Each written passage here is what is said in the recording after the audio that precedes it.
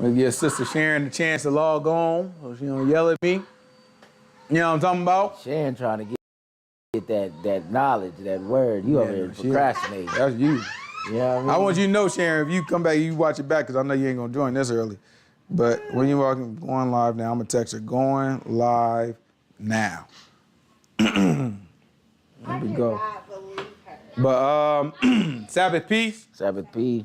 It's another opportunity for us to hear and learn of the word of truth as given to us by the Most High God. All honor goes to the Father through the Son, whose name is YAHUAH. In him lies the only hope for salvation. We know that it is obtained by grace through faith, not of works, lest anyone should boast, and given freely as a gift to all who obey him. We understand that if you do not obey him, it is made manifest or made obvious that you do not believe. In this state, you should expect no good thing from the Most High. However, anything that you do give, whether it be a gift of tongues, a gift of prophecy, or any supernatural experience that you may have, it can and it will be used against you in the day of judgment. With that said, peace to the saints that are in the room, to the saints that couldn't make it, and the saints that's watching on the camera, but no peace to the wicked. The only thing we say to them is repent that they might live. Good job pronouncing that L, boy. Oh, what's he? What? 1 week of school. Look at that. That's all it takes. It's well, what we talk about last week? Where we leave off? We was on Joshua. We was in Joshua. What's going on, Sister Pamela? Sabbath peace. All the land that they conquered. Uh-huh. Dealt with the curse that Achan put on the people. Okay. The battle they lost. Yeah. And then what we do after that? Yeah, we cleansed it out. We started going crazy after that, didn't we? After we got, look, Achan messed up, we ended up stoning him, right? Then after that, Most High God gave us the play. You know what I'm saying? He gave us the play. He was like, look, set half of the people over here. You know what I'm saying? He set some of the people over here, lead them out, and then go and ambush them. We ambushed them. We got it. After that, it was all go. We started going crazy after that. Y'all remember we took over the South? Baby, you mind controlling your suspects? Zahar, tell them. You feel like you having a whole lot of fun over there on that phone. That's all I'm saying. We trying to do Bible study over here. That's all I'm saying. We trying to do some Bible study. But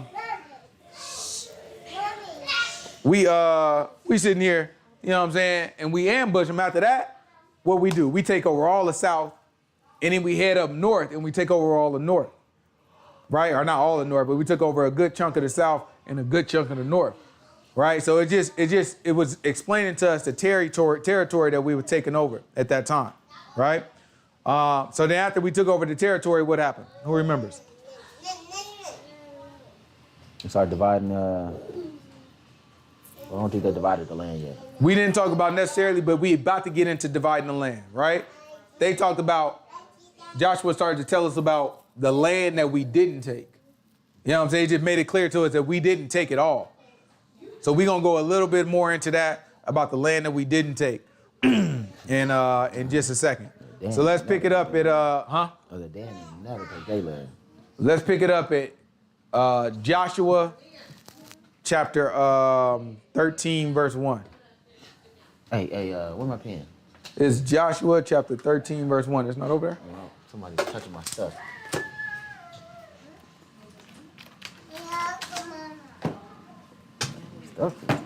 Well, I'll get you a pen, you know what I'm saying? Joshua chapter 13, verse 1. That pistol will do over there. There's one right there, next to the laptop. Is a pen? No. Oh, yeah, here we go. It's Joshua chapter 13, verse 1. Y'all show it loud today. Go tell the kid downstairs to be quiet. Yeah, didn't you just tell him? Yeah. Now Joshua was old and stricken in years. And Yahuwah said unto him, you are old and stricken in years. And there remains yet very much land to be possessed. Right? So Most High God is telling Joshua, he's looking like, because remember, we didn't do this overnight. Don't get this in your imagination that what just happened. I know we read it quick, but that's it don't tell us exactly, at least not that I can remember, it don't tell us exactly. But this is happening over the spans of years and years and years. So now by this time, remember, Joshua was already old getting started, right? Because remember, Moses died at about 120, right? So Joshua had to be somewhere close to 80. right? So he was already old. Then years and years and years have occurred, and now he's even more old. So now the Most High God looking at him like, man, look, you know what I'm saying? Your butt old. You stricken in years, right? Watch what he said. This is the land that yet remains, all the borders of the Philistines in Geshuri, from Sihor, which is before Egypt, unto the borders of Ekron, northward, which is counted to the Canaanite. 5 lords of the Philistines, the Gazites, the Ashdodites, the Eshkelonites, and Gittites, and the Ekronites, also the Avites. From the south, all the land of the Canaanites, and Mira, that is beside the Sidonians, unto Aphek, to the borders of the Amorites, and the land of the Giblites, and all Lebanon, toward the sun rising, from Baal Gad under Mount Hermon, unto the entering into Hamath. All the inhabitants of the hill country from Lebanon unto Mizrephoth Maim, and all the Sidonians, them will I drive out from before the children of Israel. Only divide thou it by lot unto the Israelites for an inheritance, as I have commanded thee. Now therefore divide this land for an inheritance unto the 9 tribes and the half tribe of Manasseh, with whom the Reubenites and the Gadites have received their inheritance, which Moses gave them beyond Jordan eastward, even as Moses, the servant of the Lord, gave them. From Aroer, that is upon the bank of the river Arnon, and the city that is in the midst of the river, and all the plain of Medeba unto Dibon, and all the cities of Sihon, king of the Amorites, which reigned in Heshbon, unto the border of the children of Ammon, and Gilead, and the border of the Geshurites, and Machaathites, and all Mount Hermon, and all Bashan unto Salca. So now he's talking about this area right here, the Gershurites and Bashan. So what this chapter is describing to us is the area that we didn't take, right? So this pink area here, this is the area that we took. Remember on this side, we started off, and we're about to get into this in chapter 14. We started off before with Moses, right? With Moses, he had the Reubenites, the Gadites, and the half tribe of Manasseh. They took this part of the land. And then Moses said, listen, if y'all go across and y'all lead the effort to take the rest of the land, then y'all cool. Y'all can have that land. But don't try to chill in the land that you already got and leave your brothers on your own. So they led us over and we accomplished getting more land. So this is the land of Gadites, the Reubenites, and we're going to go to how the land is divided in a little bit. But this is the land that we already had. And then this is where Gilgal is. So this is when we crossed the Jordan. Remember, the water got dry. We crossed the Jordan. We went here to Gilgal. Then after that, this is Jericho. So remember, we circled Jericho and the walls came down, right? So then Jericho happened. Then after that, we took Ai. Then we start taking all of these places down here, right? And we made new territory here. Then we moved up north, and then we went further up north, and we took all this land, right? So this is all the land that we ended up taking, and it's describing to us all this white area over here is the stuff that we didn't get yet, right? So the Most High God is trying to describe that to us. Go ahead and jump over to chapter 14. This is the Philistines land. We always fighting them. Jeez. Yeah, the Philistines is right there next to Judah. So that's going to be a whole lot of fighting.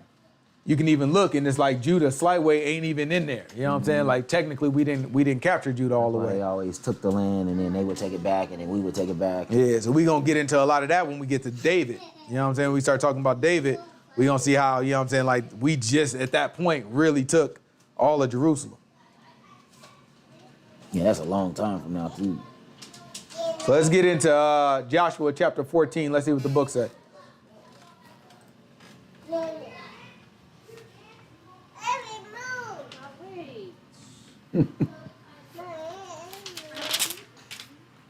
And these are the countries which the children of Israel inherited in the land of Canaan, which Eleazar the priest and Joshua the son of Nun and the heads of the fathers of the tribes of the children of Israel distributed for inheritance to them. By lot was their inheritance, as the Lord commanded by the hand of Moses, for the 9 tribes and for the half tribe. For Moses had given the inheritance of 2 tribes and a half tribe on the other side of Jordan, but unto the Levites he gave no inheritance among them. Right, so the Levites didn't get an inheritance. Why? Because God is their inheritance. Right? The Most High God said he would be their inheritance. He separated them from the rest of the tribes. Right? Keep going.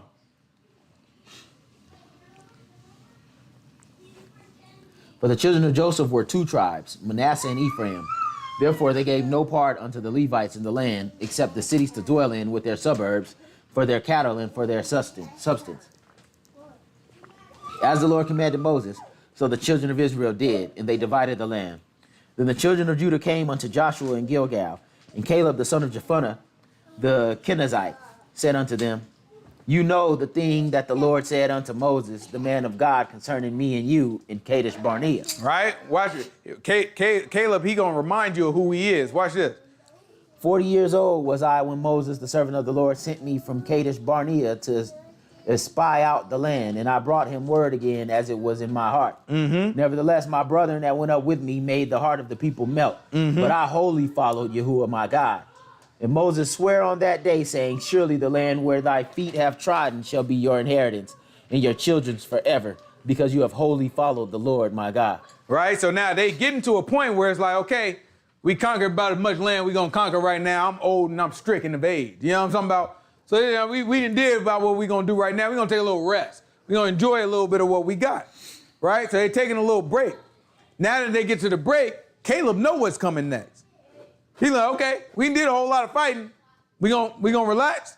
So Caleb, he the first one up. He's like, before you start dividing that land now, I know what's coming. Moses, you know what I'm saying? You know what Moses said now. I was that boy. You know, I was the one that went over there and I held strong. Rest of these boys, they're scared. Moses said, I'll get whatever I step on. Let's just make that clear. Right? Let's see what happened. And now behold, the Lord has kept me alive, as he said, these 45 years, even since the Lord spake this word unto Moses, while the children of Israel wandered in the wilderness. And now, lo, I am this day 85 years old. 85 years old. So they've been fighting for 5 years. As yet I am as strong this day as I was in the day that Moses sent me. As my strength was then, even so is my strength now, for war, both to go out and to come in. Now therefore, give me this mountain, whereof the Lord spake in that day. For you heard in that day how the Anakims were there, and that the cities were great and fenced. And so be the Lord will be with me, then I shall be able to drive them out, as the Lord said. And Joshua blessed him, and gave unto Caleb, the son of Jephunneh, Hebron for an inheritance. Hebron therefore became the inheritance of Caleb, the son of Jephunneh, the Kenizzite, unto this day, because that he wholly followed YAHUAH, God of Israel.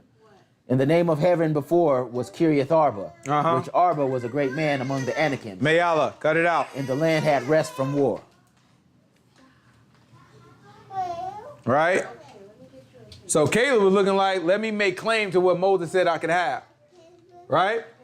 Let's jump into to chapter, what are we on, 15? He was 85 and still ready to fight? That's crazy. Yeah, these boys was old out there with the scraps.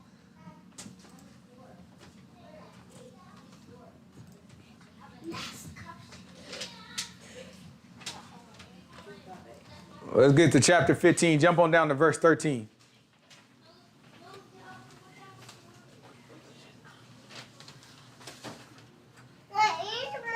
It's Joshua chapter 15, verse 13. And unto Caleb, the son of Jephunneh, he gave a part among the children of Judah, according to the commandment of the Lord to Joshua, even the city Arba, the father of Anak, which is city of Hebron. All right, so now let's take a look at the land that he's talking about here. All right, so right now, it's going to be this area is where Judah is, right? So remember, this is the territory that we got. So now we're going to go to a different slide that's going to show us the split of all the territories of the different lands. So now you can see, same land, right? It's a different picture of it, but same land. This is Judah's territory. So this little pink area right here is what Judah got, and then up here is what Judah got. So this is Judah's territory. This area right here is where Benjamin is, right? But right now it's talking about Judah. So they in here, there's a city called Hebron, and that's the city that Caleb ended up taking, right? So all of Judah, you know what I'm saying, is right here, and then Caleb ended up taking a piece of it. Let's keep going. Watch this. Wouldn't Dan be higher up top? Ain't Dan at the top? Not at this point. Oh, okay. Oh yeah, that's right, because they wandered up. Yeah. And unto Caleb, the son of Jephunneh, gave a part among the children of Judah. And Caleb drove thence the 3 sons of Anak, Shishai and Ahiman, and Talmai, the children of Anak. And he went up from there to the inhabitants of Debir. And the name of Debir before was Kiriath Sepher. And Caleb said, Watch what Caleb say. He that smites Kiriath Sepher and takes it, to him will I give Asa, my daughter, to wife. Right? So Caleb looking like we still got territory to get. So I'll tell you what, if somebody willing to go out there and fight a little bit more, right? I'll give you my daughter. That boy, I like to imagine Caleb got a bad little daughter. You know what I'm saying? Everybody looking at her like, I'll take that thing right now. Right, so let's see what happened next. And Othniel, the son of Kenaz, the brother of Caleb, took it. And he gave him Asa, his daughter, to wife. And it came to pass, as she came unto him, that she moved him to ask of her father a field. And she lighted off her donkey. And Caleb said unto her, What do you want? Who answered, Give me a blessing. For you have given me a south land. Give me also springs of water. And he gave her the upper springs and the nether springs. This is the inheritance of the tribe of the children of Judah according to their families. And the uttermost cities of the tribe of the children of Judah toward the coast of Edom, southward, were Kabzeel and Eber and Jagur. Eder and Jagur. So now it's describing more of the borders of the land and the areas of the land that we didn't take. So let's go ahead and jump over to Joshua chapter 17. It's Joshua chapter 17. Jump on down to verse 12.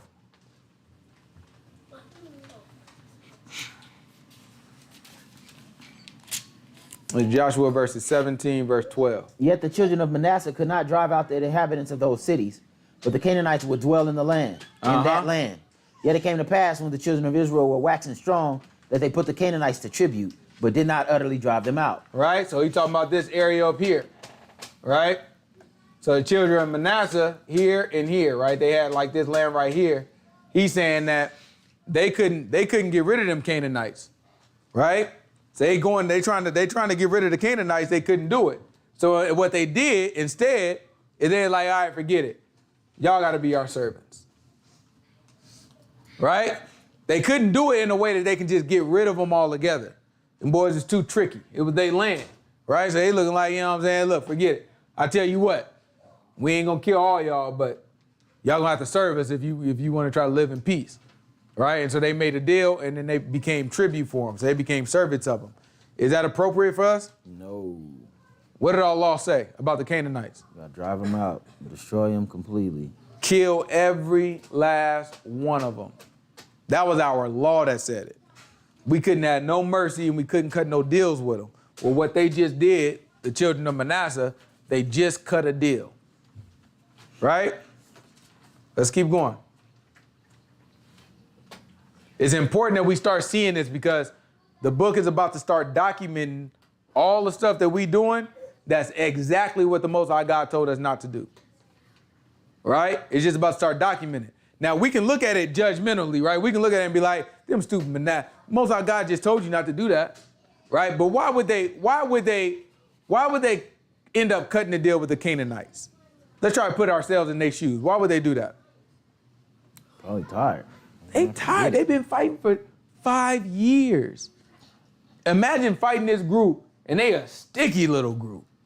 You get at them, you know what I'm saying? But like it's more of them, and they don't really want to fight you. They scared of you. But you can't just completely get rid of them because they know the land better than you. They run, they break in your house, they doing all this little sneaky stuff, so you can't really get them like you want to, and you spending all this effort and time to get it. Meanwhile, you could be farming your land and your wives enjoying their stuff. So it's like all the other people are telling you is, look, we can call all this quits if you just make a deal with us, and we'll serve you. Y'all did it with the other ones. Y'all did it with the Gershonites? What city was that? Gibeonites. Gibeonite. Yeah, y'all did it with the Gibeonites, right? If you do it with the Gibeonite, why you can't do it with us? So you look at it and you start rationalizing, well, listen, it's gonna cost me a lot less money to just be at peace with these people than it would, and they're gonna end up being my servant. If you look at it from a financial standpoint, that is a win. So it's enticing when you're looking at putting more pressure on yourself, you end up compromising. It's important for us to look at stuff that way and try to understand why people disobey God, because it'll help us with the rationalizations that we do. Get that out of your mouth. Right? That's normal.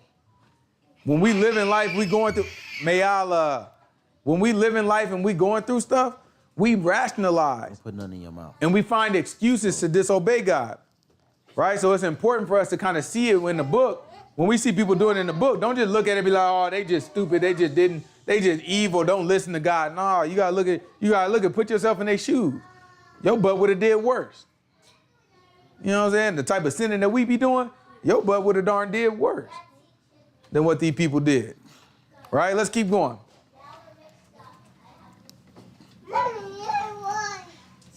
And the children of Joseph spake unto Joshua, saying, why hast thou given me but one lot and one portion to inherit, seeing I am a great people, for as much as the Lord has blessed me hitherto? And Joshua answered them, if you be a great people, then get thee up to the wood country, and cut down for thyself there in the land of the Perizzites and of the giants, if Mount Ephraim be too narrow for thee. And the children of Joseph said, the hill is not enough for us, and all the Canaanites that dwell in the land of the valley have chariots of iron. Right. Both they who are of Beth Shean and her towns, and they who are of the valley of Jezreel. And Joshua spake unto the house of Joseph, even to Ephraim and to Manasseh, saying, you are a great people, and have great power. You shall not have only one lot, but the mountain shall be yours, for it is a wood, and thou shalt cut it down, and the outgoings of it shall be yours. For you shall drive out the Canaanites, though they have iron chariots, and though they be strong. Right? So he's talking about this area right here. So this area right here, you got Ephraim and you got Manasseh. Right now, they right here. He's telling them, this ain't the only town you about to get. Y'all need to go out and take this area too. So Ephraim and Manasseh, Ephraim probably looking like, this ain't none of my business. I'm right here. Manasseh like, we need more land. But listen, if we go up in them woods, them Canaanites over there, and them big old Canaanites, and them boy got chariots of iron. They got equipment over there. So he's looking like that's not a small task. But if y'all remember the count, when we counted the people before we came here, who had the biggest group? Judah, right? I don't think Judah had the biggest. I think it was Ephraim and Manasseh. Or they had some of the biggest groups. Right? I think Judah was pretty big too. But I thought Ephraim had the biggest, and then Manasseh I thought was second. You know what I'm saying? But even if they wasn't second, they was up in the running. Right? So they got a lot of people. So now Joseph is telling them like, y'all got it. You know what I'm saying? Look like y'all got it. Don't worry about it. Y'all got it. Joshua. Huh? Joshua. What else? Joseph. Yeah, Joshua told them, you know what I'm saying? Y'all got it. You know what I'm saying? Y'all go for it. So let's see what happened. And the whole congregation of the children of Israel assembled together at Shiloh and set up the tabernacle of the congregation there. And the land was subdued before them. So Shiloh is right here. All right, so Shiloh is right here in the middle of Ephraim. All right, so they set up a tabernacle in Shiloh. What else happened? There remained among the children of Israel 7 tribes which had not yet received their inheritance. And Joshua said unto the children of Israel, how long are you slack to go possess the land which the Lord the God of your fathers have given you? Give out from among you 3 men of each tribe, and I will send them, and they shall rise and go through the land and describe it according to the inheritance of them, and they shall come again to me. And they shall divide it into 7 parts. Judah shall abide in their coast on the south, and the house of Joseph shall abide in their coast on the north. Ye shall therefore describe the land into 7 parts, and bring the description here to me, that I may cast lots for you here before the Lord our God. But the Levites have no part among you, for the priesthood of the Lord is their inheritance. And Gad and Reuben and the half tribe of Manasseh have received their inheritance beyond the Jordan on the east, which Moses, the servant of the Lord, gave them. And the men arose and went away, and Joshua charged them that went to describe the land, saying, go and walk through the land and describe it, and come again to me, that I may here cast lots for you before the Lord in Shiloh. And the men went and passed through the land and described it by cities into 7 parts in a book, and came again to Joshua to the host at Shiloh.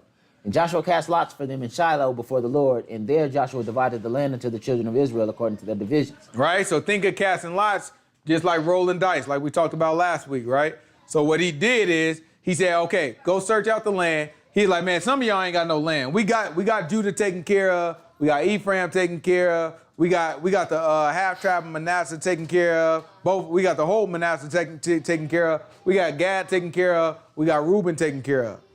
He's like, all right, so it's 7 y'all. Y'all ain't got nothing. All right, why don't y'all go run out there? Y'all know the area y'all supposed to be in. Just describe the land, divide it in 7 parts, and we gonna go ahead. Whatever's left, we gonna divide it in 7 parts. We gonna roll some dice, not really dice, but you know what I'm saying? We gonna cast some lots, and we gonna figure out what land on who. Everybody get their piece. So that's what they did. Let's see what happened.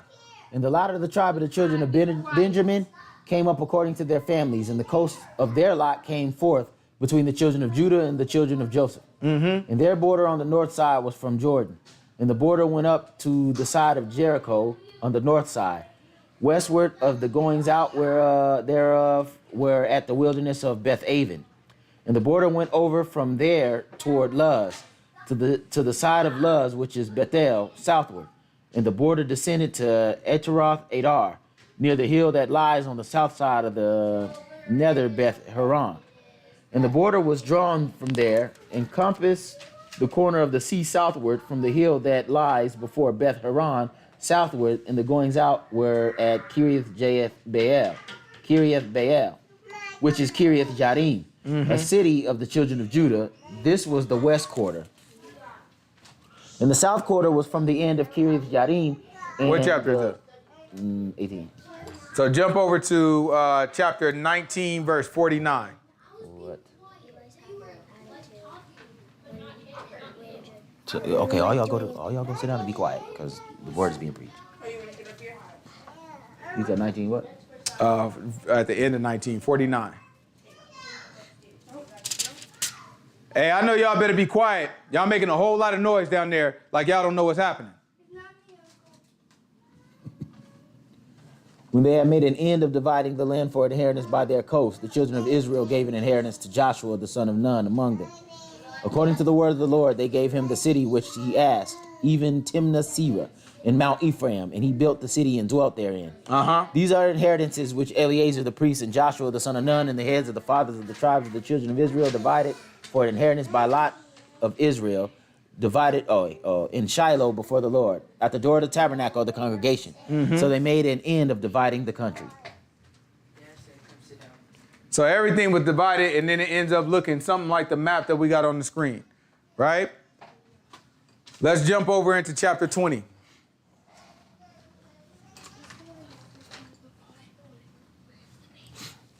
The Lord spake unto Joshua, saying, Speak to the children of Israel, saying, Appoint out for you cities of refuge, where I spake unto you by the hand of Moses. Right? So now you got the cities of refuge. Who remembers what the cities of refuge was about? What? Who remembers what the city of refuge was about? I remember my dad giving me an example, like if he accidentally, he told me if you have an axe, you cutting a tree or something. You got an axe, you cutting a tree. Yeah. Oh yeah. Yeah. Accidentally kill somebody. Yeah, you mess around, you hit it, and the thing just fly off. And little Joe Smo, he just walking, and that thing just hit him in the head, he fall out dead. You ain't mean to do it, did you? No. So as a result, what would you have to do? Go to the city with the judges, and they say like you safe inside the city, but as long as you go out, and the people looking for you, you're the dudes that got hit in the head with the axe. If they look for you and kill you outside the city, they got nothing to do with that. They should have stayed inside the city. That's exactly right, right? So if you inside of the city, if you kill somebody, like manslaughter, right? But you didn't intend to do it, right? It's not murder. You wasn't trying to kill nobody. Somebody just happened to die and it was an accident, right? You gonna have family members, or they gonna have family members that's gonna be really upset with you, right? So the Most High God said, listen, as long as you inside one of the cities of refuge, it's gonna act kind of like jail for you. You gotta stay there. It ain't jail, but you know what I'm saying? Like you secluded to this city and you can't leave. If you leave this city and you die as a result of leaving that city, the blood is on your hand. That's your fault, right? But if you stay in the city, then you operate under protection. Right? So that's a testimony of YAHUAH. It's talking about YAHUAH, because if we abide in YAHUAH, then we safe. Right? Anytime that we don't abide in YAHUAH, in other words, we disobey and we walk outside of his word, well, then now the blood is on our hands. Right? We surely to die. We don't have that protection. No, sit down. Right? So that's how the city of refuge works. The city of refuge came out of everyone's territory. Or, well, I don't want to say everyone's territory, but it came out of different territory from all the tribes. Right? The cities of the Levites also came out of the different territories of all the tribes. So the cities of refuge were actually one of the cities of the Levites, right, that they had to give up. So Levites had several cities spread out everywhere. One Give it back. groups of those cities would be cities of refuge. Does that make sense? Let's pick up at Joshua 21, verse 43. And again, on the screen, you can see the cities of refuge. We had dropped this on the page so y'all can, blow this picture up and see more of it. Verse 43. Yeah. Hey, y'all be quiet, all right? And the Lord gave unto Israel all the land which he swore to give unto their fathers, and they possessed it and dwelt there. And the Lord gave them rest round about according to all that he sware unto their fathers. And there stood not a man of their enemies before them. The Lord delivered all their enemies into their hand. There failed not aught of any good thing which the Lord had spoken to the house of Israel. All came to pass. Uh-huh.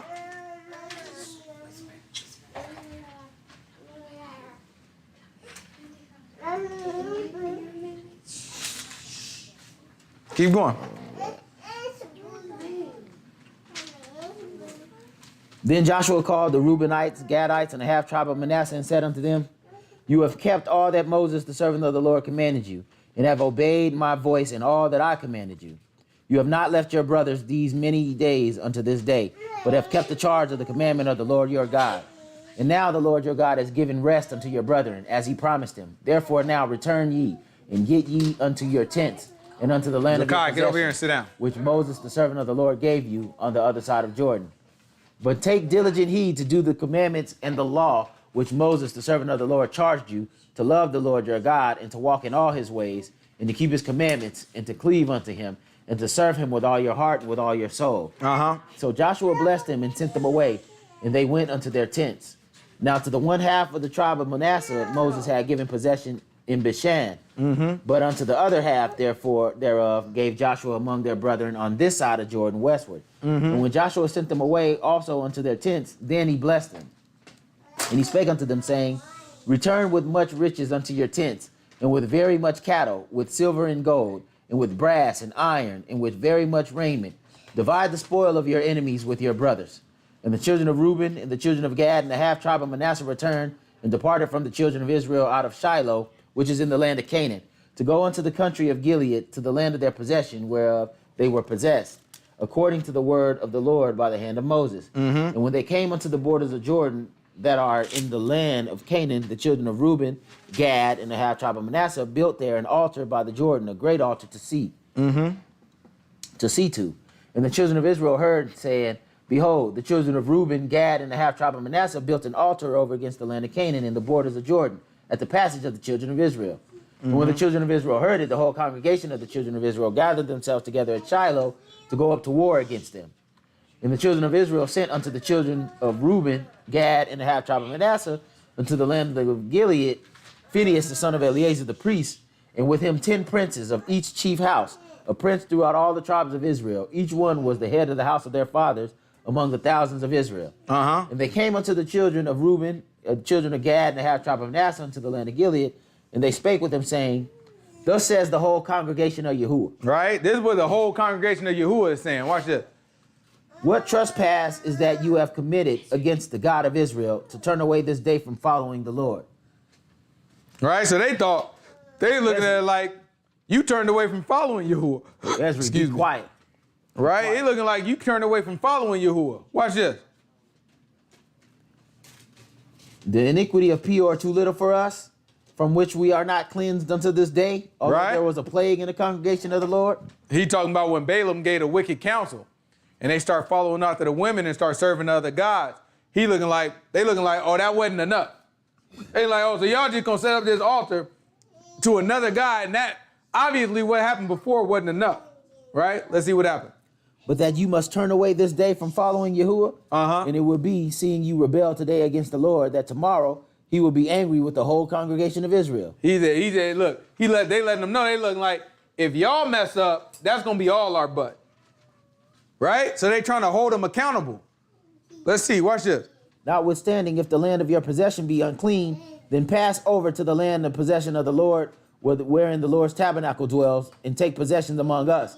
But do not rebel against the Lord, nor rebel against us, in building you an altar beside the altar of the Lord your God.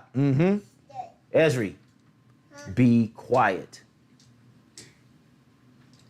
Did not Achan the son of Zerah commit a trespass in the accursed thing, and wrath fell on all the congregation of Israel? And that man perished not alone in his iniquity. And the children of Reuben and the children of Gad and the half-tribe of Manasseh answered and said unto the heads of the thousands of Israel, the Lord God of gods, the Lord God of gods, he knows, and Israel he shall show. If it be in rebellion or in transgression against Yahuwah, accept us not this day, that we have built us an altar to turn from following Yahuwah, or if to offer thereon burnt offerings or meat offerings, or if to offer peace offerings thereon, let the Lord himself require it. And if he have not rather done it for fear of this thing, saying in time to come to your children, might speak unto our children, saying, what have you to do with the Lord God of Israel? For the Lord has made Jordan a border between us and you. Ye children of Reuben and the children of Gad, ye have no part in the Lord. So shall your children make our children cease from fearing the Lord. Right? So what they saying is, hey, like, listen. We didn't set this altar up to burn offering, right? The law tells us we can't set this type of altar up to burn offering. Yeah, we don't have no intention on using this for burning offering on it. We set this up as a witness. So he didn't look, it's the opposite of what you thinking, right? He like, listen, we got the whole Jordan River in between us. So what's going to end up happening, y'all got the altar over there. I mean, y'all got the tabernacle over there with y'all. We don't have a tabernacle on our end. So all y'all kids, it's going to be easy for y'all. They got to travel way over here to us. And then you know how they going to make our kids feel? They going to be like, man, y'all don't mess with God. Right? So he said, what we doing, we setting up this altar to make it clear, quite the opposite of what y'all talking about, that we do mess with God, but we had no intention of burning no offering on it. Right? Now, if you look at it from the perspective of the law, what they doing is on shaky ground. Technically wasn't necessary. Right? But they are thinking about what they rationalizing what we doing. This is how stuff starts. This is how like slippery slopes start and all that, because you thinking about stuff and you rationalize and you do something. And what you don't do is you don't consult the law. You don't go back to the law and just say, okay, well, what would the law have me do in this situation? Right? Keep going, watch this. Therefore we said, let us now prepare to build us an altar, not for burnt offering, nor for sacrifice, but that it may be a witness between us and you and our generations after us, that we might do service Yahuwah before him with our burnt offerings and with our sacrifices and with our peace offerings, that your children may not say to our children in time to come, you have no part in Yahuwah. Therefore, we said that it shall be when they should say so to us or to our generations in time to come, that we may say again, behold, the pattern of the altar of the Lord, which our fathers made, not for burnt offerings, nor for sacrifices, but it is a witness between us and you. God forbid that we should rebel against the Lord and turn this day from following the Lord to build an altar for burnt offerings, for meat offerings, or for sacrifices beside the altar of the Lord our God, that is before his tabernacle. And when Phinehas the priest and the princes of the congregation and the heads of the thousands of Israel which were with him heard the words of the children of Reuben, Gad, and the children of half-tribe of Manasseh, spake, it pleased them. And Phinehas the son of Eleazar, the priest, said unto the children of Reuben, Gad, and the half-tribe of Manasseh, this day we perceive that the Lord is among us, because you have not committed this trespass against the Lord. Now you have delivered the children of Israel out of the hand of the Lord. And Phinehas the son of Eleazar, the priest, And the princes returned from the children of Reuben, Gad, and out of the land of Gilead unto the land of Canaan to the children of Israel, and brought them word again. And this thing pleased the children of Israel, and the children of Israel blessed God, and did not intend to go up against them in battle to destroy the land where the children of Reuben and Gad dwell. Right, so basically he's just saying they made peace. First we were ready to scrap to make sure it's like, look, y'all not about to get us all killed. They said they peace, they look all right. Priest said it was appropriate. They ain't had no sin, and technically they didn't. Slippery slope they started, but they didn't have no sin. But you're gonna see the attitude of what's going on right now. We're gonna see as we get through this book and go into Judges, the attitude of it, what it turns into, right? Everything has a small start. Sometimes it's technically not wrong, right? But then it ends up drifting away and drifting away. What we wanna do is we don't wanna walk on the edges. We wanna be dead set in the middle where it's safe, right? Keep going. And the children of Reuben and the children of Gad called the altar Ed, for it shall be a witness between us that the Lord is God. Let's go to the next chapter. What chapter we on? 23. It's chapter 23, verse 1. Watch what the book And says. it came to pass a long time after the Lord had given rest unto Israel from all their enemies round about, that Joshua waxed old and stricken in age. And Joshua called for all Israel and for their elders and for their heads and for their judges and for their officers, and said unto them, I am old and stricken in age. And you have seen all that the Lord your God has done unto all these nations because of you. For the Lord your God is he that has fought for you. Behold, I have divided unto you by lot these nations that remain, to be an inheritance for your tribes, from Jordan with the nations that I have cut off, even unto the great sea westward. And the Lord your God, he shall expel them from before you, and drive them from out of your sight, and you shall possess their land, as the Lord your God has promised you. But ye therefore, be ye therefore very courageous to keep and do all that is written in the book of the law of Moses. Everything that's written in the book of the law of Moses. That ye turn not aside there from to the right hand or to the left, that you come not among these nations, these that remain amongst you, neither make mention of the name of their gods, nor cause to swear by them, neither serve them or bow yourselves to them. But cleave unto the Lord your God, as you have done unto this day. For the Lord has driven out from before you great nations and strong. But as for you, no man has been able to stand before you until this day. One man of you shall chase 1,000. For the Lord your God is he that fights for you, and he has promised you. Take good heed, therefore, unto yourselves that you love the Lord your God. Or else, if you do any wise, go back and cleave unto the remnant of these nations, even these that remain among you, and shall make marriages with them, and go in unto them, Watch this. and they to you. Know for a certainty. Know for a certainty. Watch what's going to happen. That the Lord your God will no more drive out any of these nations from before you, but they shall be snares and traps unto you, and scourges in your sides, and thorns in your eyes, until you perish off this good land which the Lord your God has given you. So Joshua is letting them know, look, I know we didn't finish the whole job, but we got far enough to have a rest, right? Y'all got to finish the whole job. And don't cut no deals with these people in any fashion. Because if you do, be absolutely sure, right? Don't feel like, oh, maybe it ain't gonna play out. He's telling you, just know for sure that what's gonna happen is these people gonna be a trap. They gonna be the trap that gets you pushed out of this land. And as we read through it, that's how we get to where we are now. Right? That's how we get into this country right now where you look at our people, we don't know our left hand from our darn right hand. You got people worshiping darn crystals and the universe and all this different stuff. People don't know. People just making it up as they go. Matter of fact, these people will call you crazy for believing in the Bible. Right? They'll call you crazy for believing in the Bible. But then guess what they believe? In the universe. They believe that somebody is pointing the telescope out and seeing trillions of light miles and light years away, as they call it, right? And presenting the image. Just for NASA to come back to you and tell you like, oh, well, that image, you know, they say it quietly. That image that y'all saw wasn't really You know what I mean? It's like what we did is we recreated, you know what I'm saying, the digital, you know what I'm saying, like information that came because you can't really see. You know what I'm saying? Like a human can't visually see what the telescope, what is a telescope? What does the prefix tele mean? Like, yeah, like communicate? Like a phone or something? And then what does scope mean? To look? So a telescope is so great and powerful that a human can't actually see. But the purpose of the telescope is to darn see.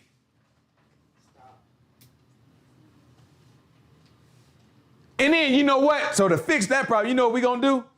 Well, we just going to color in and draw what you would have seen if you could see it, but you can't. And then show people planets, be like, those are planets from, 80 billion galaxies away and this, that, and other. Sound like a big scam. But we believe this mess. We take it and we say, you know what? That's science. Right? And then had a nerve to turn around, and the people that believe the Bible, guess what? You crazy. You believe in something the man wrote? Because a man ain't right. Some man from NASA that you can walk to right now and shake his darn hand, he didn't just write that from NASA, everything that you believe. What we have to do is we have to get to the point where everybody, I don't care who you are, I don't care what you believe, what you don't believe, everybody is operating off of faith. Everybody is. Everybody is validated for themselves. So everybody's operating off of faith. What it comes down to is the sources that y'all trust for y'all faith be wrong all the time. And they admit they wrong. Science, the whole combination of science is admitting that science is wrong, right? What I'm saying is I want somebody to make the Bible wrong. And even if you think you do, I guarantee in a couple years you're going to find out, oops, I was wrong. It's happened too much throughout history. They make y'all think y'all crazy for believing the Bible when it ain't nothing that's more trustworthy on this planet. If people hold up a lot of scrutiny to the Bible, they look at it, they be like, well, how can you prove that Jesus walked on water? I ain't got to prove that. I'm the first to admit it's no way to prove everything that's in the Bible. But I'm also the first to admit that you can't find one other compilation of documents that has more provable events in it. You can validate more stuff in the Bible than I will challenge anybody. I'm on the internet. I will challenge anybody. Bring me a document, a compilation of document that have more facts, more historical events that can be validated by third parties. I want to see it. If it's out there, I never heard of it. Give me another religious or not even religious. Just give me any document that could be that could be validated by independent individuals, and it got to be a compilation. It can't just be one document for one time period. It got to be a compilation that spreads over time periods. Show it to me. Because these people still arguing about if Abraham Lincoln was darn black. That's crazy. What? These people still trying to validate whether or not George Washington had wooden teeth. And this is American history in this country. Abraham Lincoln wasn't black, bro. No, he wasn't no darn black. That's crazy. Racist, but all these boys is racist. Super. That's why I don't like I don't get it. I don't know what people want. Everybody want me to hate Trump. Well, I'm gonna hate him. I ain't hated the rest of them. I'm trying to figure out how that boy Biden stand up in front of all of us. And I'm talking about us black folk. He stand up in front of all of us before he get elected, tell us if we don't vote for him, we ain't black. Before he get elected, when he was, you know what I'm saying, way back in the day, gonna call our people super predators. After they the ones that put the lead in the streets, in the hood, that causes a mental effect on people. Even white people had it, but they didn't highlight them. They the ones that put the drugs in our neighborhoods. They the ones that have Iran, look it up for yourself, Iran-Contra, right? Where the CIA is peddling drugs and dealing it to people in LA. Hooking them up with the drug, selling in their communities, telling them that you can't sell in these other communities. They the ones that when we got inspirational black leaders, they the ones that the FBI under J. Edgar Hoover, they the ones that set him up, blackmail him. All this documented. These racist folk. But I'm supposed to hate Trump. And Joe Biden came out with that crime bill.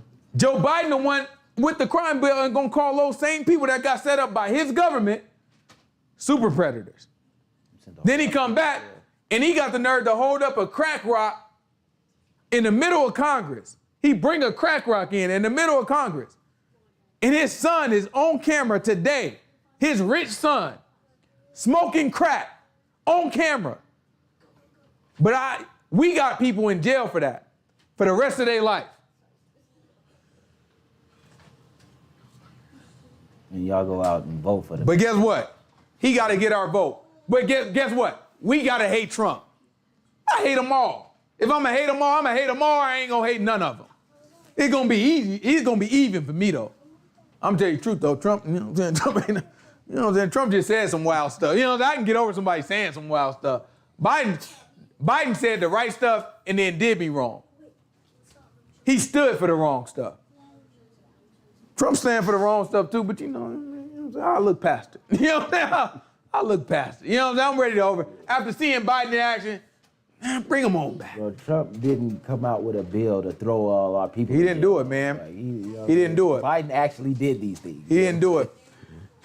Yeah, you know what I'm saying? Way I look at it, Trump got the boy, LeAngelo Ball out, ASAP Rocky out. He pardoned darn Lil Wayne. There's a lot of black celebrities. Maybe he got a thing for black people celebrities. There's a lot of black celebrities he looked out for. He let out a lot of people. Now Obama before he got out, he let a lot of black people out of jail too. Regular black people too. You know what I'm saying? So I ain't gonna. Y'all know I don't like Obama. You know what I'm saying? I don't like Obama. You know what I'm saying? But he did do that. But Trump let a lot. You know what I'm saying? He looked out for a lot of black folks too. Right? But I'm telling y'all, like, we got a black girl right now in Russia. Your boy ain't want to Biden ain't want to make a trade for her. I mean, Trump would have got her out. You kidding me? Trump would have been got her out. And he would have, look, y'all remember when he had an American life at stake. Look, you remember when LeAngelo Ball and them got caught up in China? Yeah. That boy was talking mess the whole time. It's stupid to be stealing from China. You know what I'm saying? And they talking mess to Trump. On Twitter and all that stuff, his pop, they getting into it. They talking bad about Trump. And then guess what Trump still did? He waited a couple days because they were talking mess. But then he went over there and he got the boy out.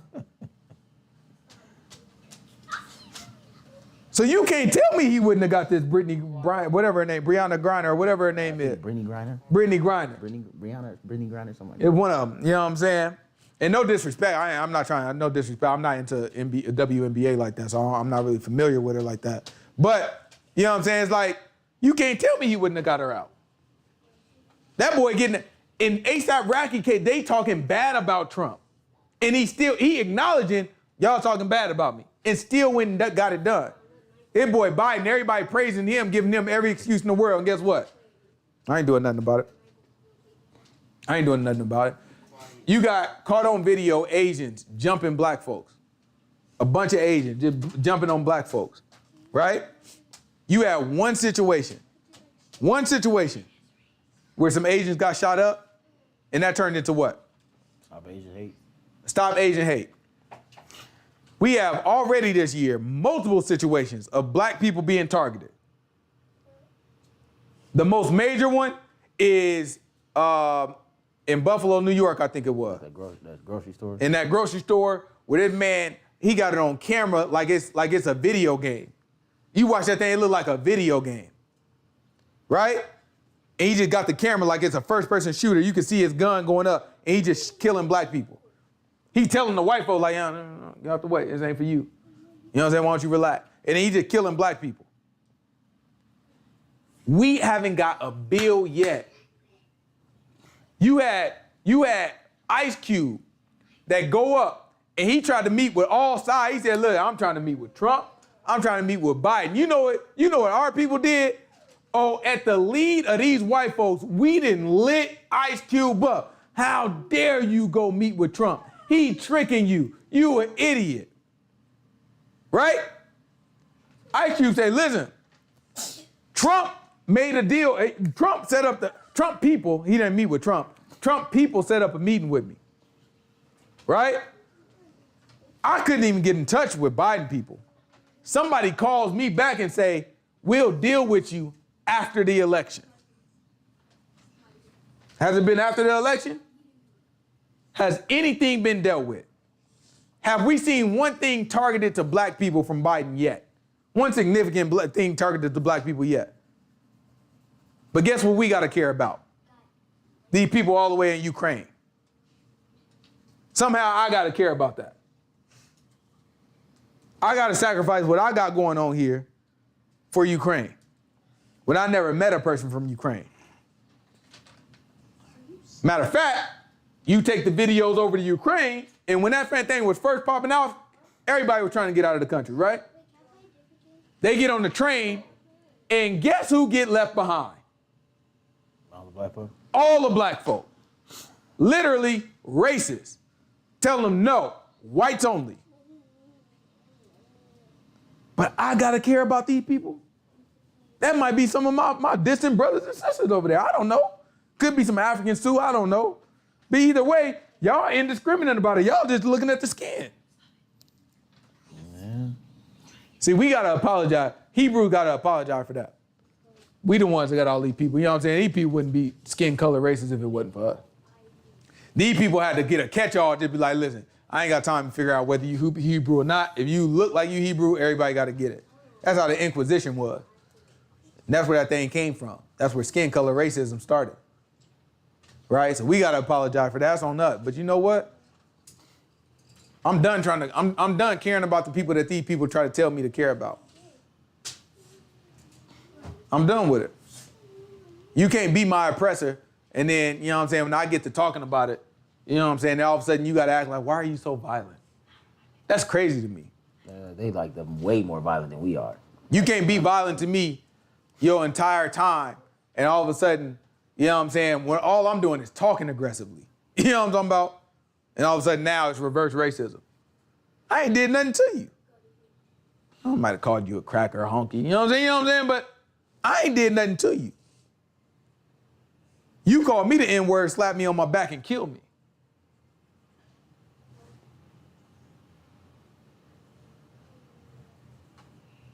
It's all about leadership, right? That's the whole point of what I'm saying here. It's all about leadership. When the people have a strong leader, the people will be able to go somewhere. When the Most High God put a leader over us, we'll be able to go somewhere. If there's no leader, we can't go nowhere. So you'll see that you'll see that these people gonna work hard to make sure that we don't have one leader.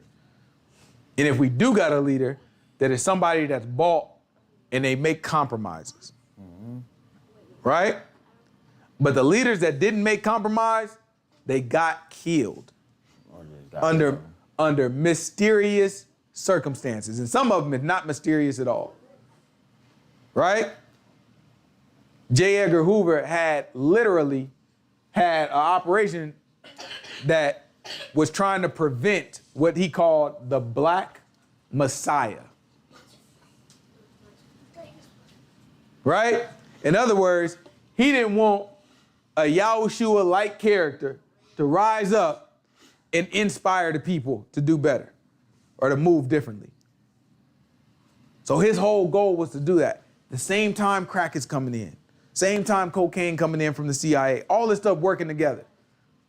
And somehow I'm supposed to look at this and I'm supposed to look at myself and say, oh, no, I should be able to do better just because I should be able to work harder.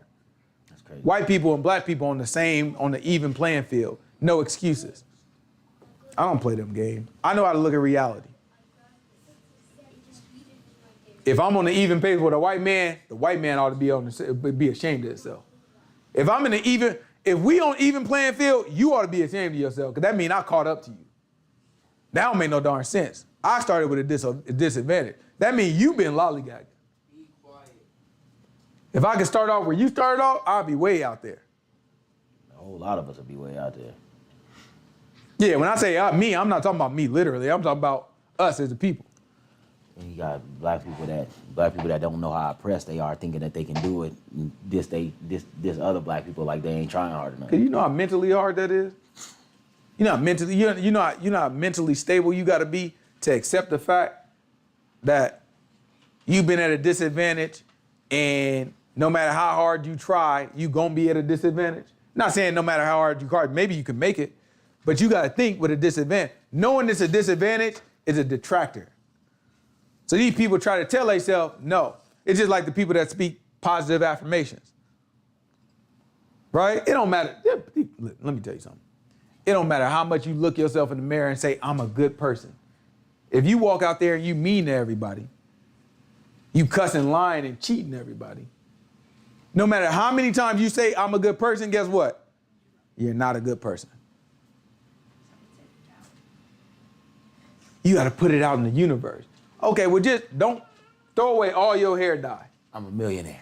Just throw away, no, throw away something simple. Throw away all your hair dye. Every time in the mirror, just say, my hair is purple. And let's just see it happen. Because y'all love science. Look, we crazy for believing the stuff we believe. Look, y'all believe a darn Bible. They believe you can just speak something and it happen. Okay, let's test it with y'all scientific butts. I'm a millionaire. Just repeat it day after day. Start with something simple, right? I have a strand of purple hair. Just one strand. One of my hairs are purple. Just say it. And let's just see it turn purple. Because surely your positive affirmation to make it happen. And I know somebody smart watch. It doesn't work like that. Well, show me the rule book about how it works. Y'all sit here and lie to yourself every day and wonder why y'all got mental issues. You tell yourself you a good person, and you walk out the door wanting to be that, but you haven't disciplined yourself. So then you act up and you show yourself you're not a good person. And then you have to deal with you not meeting your expectation that you set for yourself in this mirror. Instead of dealing with the root that I have behavior that I need to change. That's why we got mental issues. That's why we got to be high all day and drunk all day just to focus, just to get through life. Because we're not honest with ourselves. Just tell ourselves, this is where I am. But how do people expect to do that? They ain't got no leader. And how think people gonna have a leader if the Most High God don't put one there? It's right where the Most High God wants us.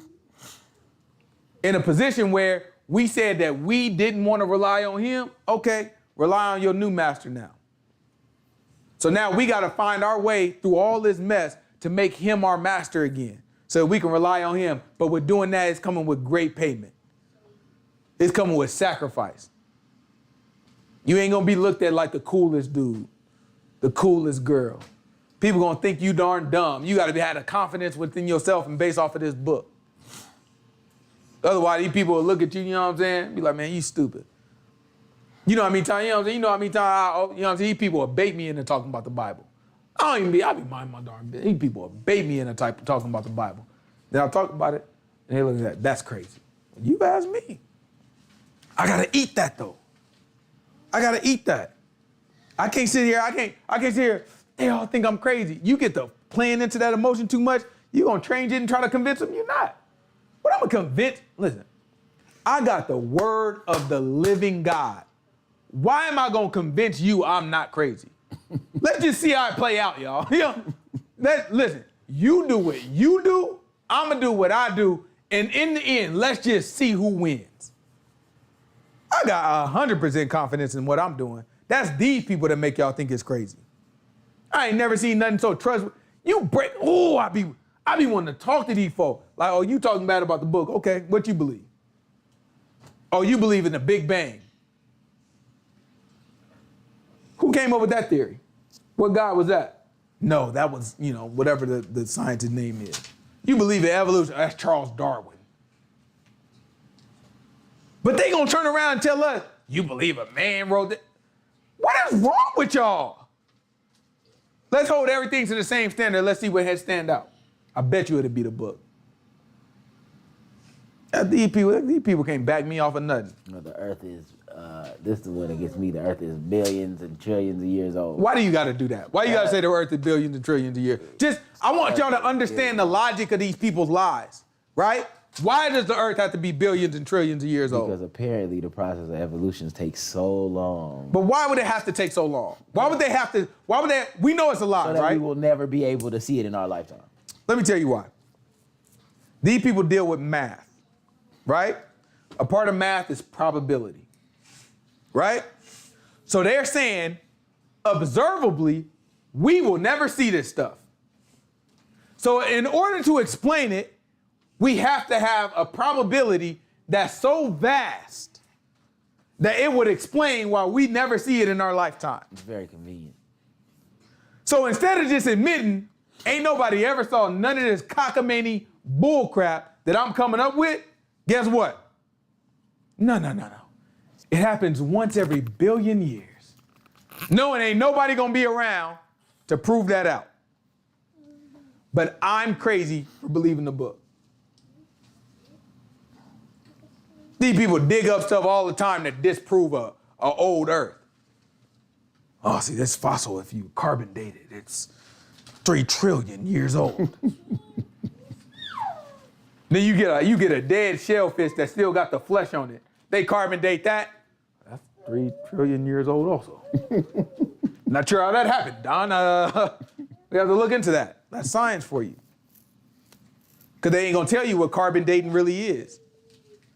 Carbon dating is taking what something is and then trying to estimate how long it may have gotten there. You really don't know. You have no idea. Anybody could do that. Anybody, you have no idea what you're doing. It's all a guess. But they're not gonna be honest with y'all about when they guess. You know what they're gonna tell y'all? It's science. Evolution is science. The climate changing is science, although we ain't got enough cars on the earth to equal to one volcano. Volcano go off, we can't touch what that volcano did.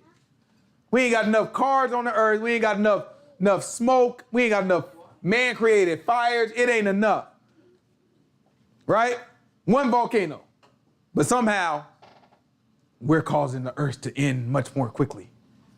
You know how we know that? Because there were hurricanes in the South. Always darn hurricanes, what's wrong with y'all? You sound like a $1 billion deal. Like You can read throughout history about hurricanes in the same places that they're happening today. And people looked at them like, whoa, we ain't seen this in about 100 years. And guess what? They say that every 100 years. But guess what? It's science. We can't take these people at face value because we are at an advantage because we got the book to be a foundation for our wisdom. What happens is when a person has said, I refuse to believe that, they've now set themselves up to have no foundation of wisdom.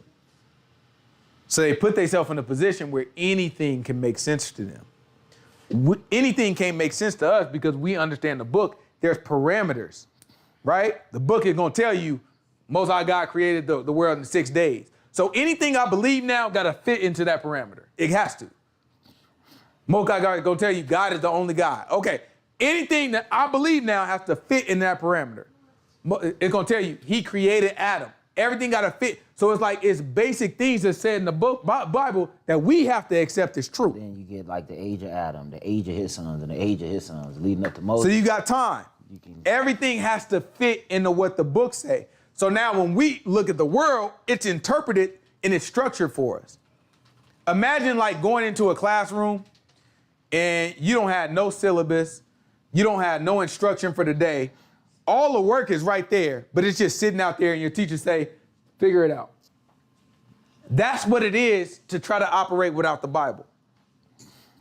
You wouldn't know which assignment to do first. You don't know how to do the assignment. So that's what science is. Science is just taking all this stuff and trying to figure it out.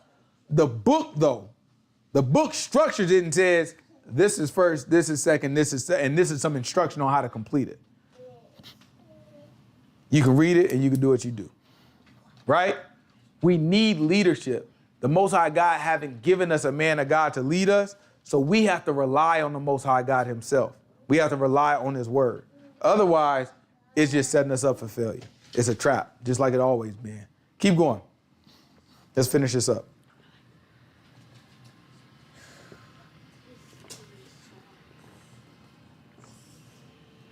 I think we're on 24 now. Oh, wait. Okay, sorry. And behold, this day I am going the way of all the earth. Uh-huh. And you know in all your hearts and in all your souls that Where we at right now? It's Joshua chapter 23. Verse 14. Verse 14. Watch the book say. I am going the way of all the earth.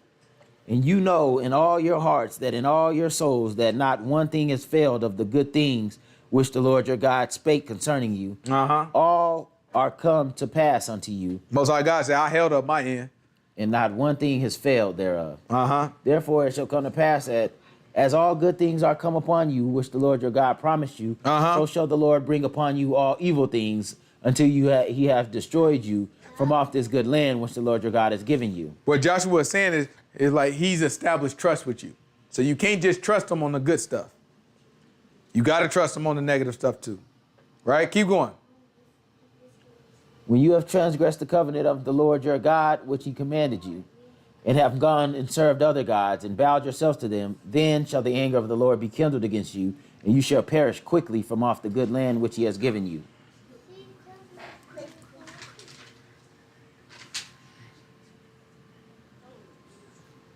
And Joshua gathered all the tribes of Israel to Shechem, and called for the elders of Israel and their heads, and for their judges and for their officers, and they presented themselves before God. And Joshua said unto all the people, Thus says the Lord God of Israel, Your fathers dwelt on the other side of the flood in old time, even Terah, the father of Abraham, and the father of Nachor, and they served other gods. And I took your father Abraham from the other side of the flood, and led him throughout all the land of Canaan, and multiplied his seed, and gave him Isaac. And I gave unto Isaac Jacob and Esau, and I gave unto Esau Mount Seir to possess it. But Jacob and his children went down into Egypt. I sent Moses also and Aaron, and I plagued Egypt according to that which I did amongst them. And afterward I brought... Bless you. And after I brought you out, and I brought your fathers out of Egypt, and you came unto the sea, and the Egyptians pursued after your fathers with chariots and horsemen unto the Red Sea. And when they cried unto the Lord, he put darkness between you and the Egyptians, and brought the sea upon them, and covered them and your eyes. And your eyes have seen what I have done in Egypt. And you dwelt in the wilderness a long season. And I brought you into the land of the Amorites, which dwelt on the other side of Jordan. And they fought with you. And I gave them into your hand, that you might possess their land. And I destroyed them from before you. Right, so he's recapping everything for us. Pay attention, watch this. Then Balak the son of Zippor, king of Moab, arose and warred against Israel, and sent and called Balaam the son of Beor to curse you. But I would not listen unto Balaam. Therefore he blessed you still. So I deliver you out of his hand. And you went over Jordan and came unto Jericho, and the men of Jericho fought against you, Amorites and the Perizzites, Canaanites, the Hivites and the Girgashites, the Hivites and the Jebusites. And I destroyed them, and I delivered them into your hand. And I sent the hornet before you, which drave them out, and from before you even the two kings of the Amorites, but not with thy sword, nor with thy bow. And I have given you a land for which you did not labor, and cities which you did not build, and you dwell in them. Of the vineyards and oliveyards which you planted, not do you eat. Now therefore, fear YAHUAH and serve him in sincerity and in truth, and put away the gods which your father served on the other side of the flood, and in Egypt, and serve the Lord. And if it seem evil unto you to serve the Lord, choose you this day whom you will serve, whether the gods which your fathers served that were on the other side of the flood, or the gods of the Amorites in whose land you dwell. But as for me and my house, we will serve YAHUAH. And the people answered and said, God forbid that we should forsake the Lord to serve other gods.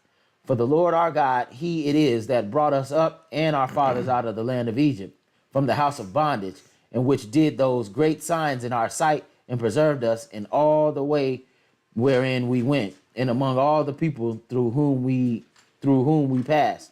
And the Lord drave out from before us all the people, even the Amorites which dwelt in the land. Therefore will we also serve YAHUAH, for he is our God. And Joshua said unto the people, You cannot serve the Lord, for he is a holy God. He is a jealous God, who will not forgive your transgressions nor your sins. If you forsake the Lord and serve strange gods, then he will turn and do you hurt and consume you after that he has done you good. And the people said to Joshua, no, but we will serve the Lord. And Joshua said unto the people, you are witnesses against yourselves that you have chosen you the Lord to serve him. And they said, we are witnesses. Now therefore put away, said he, the strange gods which are among you, and incline your heart unto the Lord God of Israel. And the people said unto Joshua, the Lord our God we will serve, and his voice we will obey. So Joshua made a covenant with the people that day and set them a statute and an ordinance in Shechem. And Joshua wrote these words in the book of the law of God, and took a great stone and set it up there under an oak that was by the sanctuary of the Lord. And Joshua said unto all the people, behold, this stone shall be a witness unto us, for it has heard all the words of the Lord which he spake unto us. It shall be therefore a witness unto you, lest you deny your God. Right? So Joshua set them up to say 3 times that they're going to obey God. He let them know, all right, you a witness. And he set up the rock to be a witness also, because Joshua knew something. He knew. He was like, man, here we go. He's like, yeah, y'all put away. He tried to warn them. Joshua knew he was about to die. He saw it with Moses. Moses did the same thing. So now the Most High God is letting Joshua know, like, nah, this thing ain't going to play out. Joshua already seen some stuff. He said, nah, God too holy for y'all. Y'all can't serve him. He was like, nah, we can't. That's the end of it? All right, so now we're going to get into the book of Judges. Huh? No, not yet. Oh, okay, keep going. So Joshua let the people depart, every man unto his inheritance. And it came to pass after these things that Joshua the son of Nun, the servant of the Lord, died, being 110 years old. And they buried him in the border of his inheritance in Timnath-Serah, which is in Mount Ephraim on the north side of the hill of Gash. And Israel served the Lord all the days of Joshua, and all the days of the elders that overlived Joshua, and which had known all the works of the Lord that he had done for Israel. And the bones of Joseph, which the children of Israel brought up out of Egypt, they buried in Shechem, in a parcel of ground which Jacob bought of the sons of Hamor, the father of Shechem, for 100 pieces of silver. And it became the inheritance of the children of Joseph. And Eleazar the son of Aaron died, and they buried him in a hill that pertained to Phinehas his son, which was given him in Mount Ephraim. That's it? Yeah. So that's the end of Joshua, right? Joshua died, and say the people served YAHUAH for the time that Joshua was alive and for the time that the elders that outlived Joshua. So imagine Joshua kind of having a team of people around him that would trust the team. Joshua died, but his trusted team is around. The people continued to serve the Most High God as long as them people was around. But after everybody died that knew the book and knew the works of YAHUAH, now we're going to pick up in the book of Judges, and it's going to start telling us about how we act when we don't have a leader. And what y'all have to do is y'all have to see the similarities in how people act today. A lot of times we get discouraged because we are under the impression that, I mean, it's not reasonable that like only one person is righteous. But like, no, that is reasonable. Like maybe there's only one really righteous person living right now, right? Maybe there's only 2 or 3 of them. Right? Maybe it's only one in every country, right? Who knows, right? But you can't set your mind up to think just because everybody messed up that I must be wrong and maybe they not really as messed up as I think they are. Your standard has to be set by the book. If everybody fall below the book, that don't make the book wrong. That make everybody else wrong. That's the only way to look at it. The rest of the stuff is going to drive you darn crazy. All right? Any question? You got a question?